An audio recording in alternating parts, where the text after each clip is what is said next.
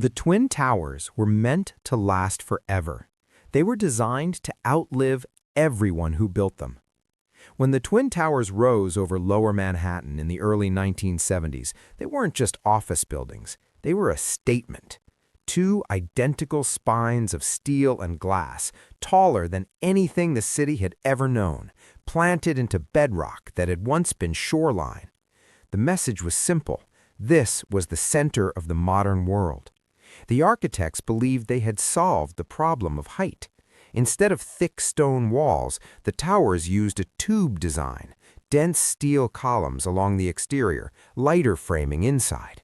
It made them strong and flexible. They could sway in the wind. They could absorb impact. They were even designed with the possibility of an airplane strike in mind, based on the aircraft of the 1960s. To the people who worked inside them, the towers felt permanent. Every morning, tens of thousands of lives poured in through the lobby doors. Elevators hummed, coffee steamed, phones rang. The towers didn't feel like monuments. They felt like infrastructure, part of the city's circulatory system, something that simply was. And that was their power. The Twin Towers represented a kind of quiet confidence, not arrogance, stability. They suggested that the systems underneath modern life, finance, trade, communication, were too vast to be shaken by any single event. They were meant to be the background of history. But history does not respect background. On the morning of September 11, 2001, the world learned something it had never truly confronted. Even the symbols of permanence are fragile. What made that day so shocking was not just the destruction, it was the contradiction. The towers had survived storms, blackouts, bombings in their parking garage. They had stood through decades of political upheaval, economic crashes, and wars fought far from American soil. They embodied the idea that modern systems were resilient by default. And then, in less than 2 hours, they were gone. The collapse wasn't only physical, it was conceptual. For generations, people had believed that progress was cumulative, that each decade made civilization sturdier, more interconnected, more immune to collapse. The Twin Towers felt like proof of that story, a skyline made of inevitability.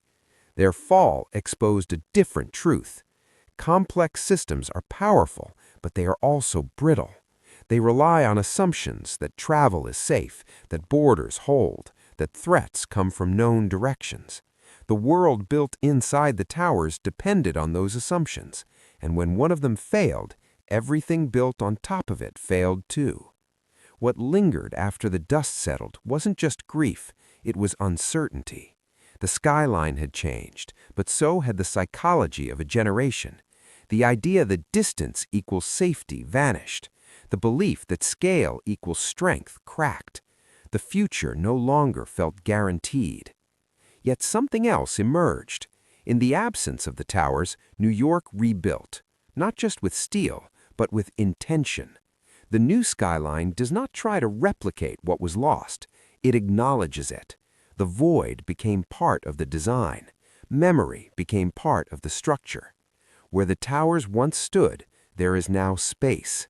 Not emptiness, space. A reminder that even the most permanent things exist on borrowed time, that history doesn't always arrive as a slow decline. Sometimes it arrives in a single morning. The Twin Towers were meant to last forever. What they became instead was something more powerful, a lesson that permanence is an illusion, and that what endures is not the height of our structures, but what we choose to build after they fall.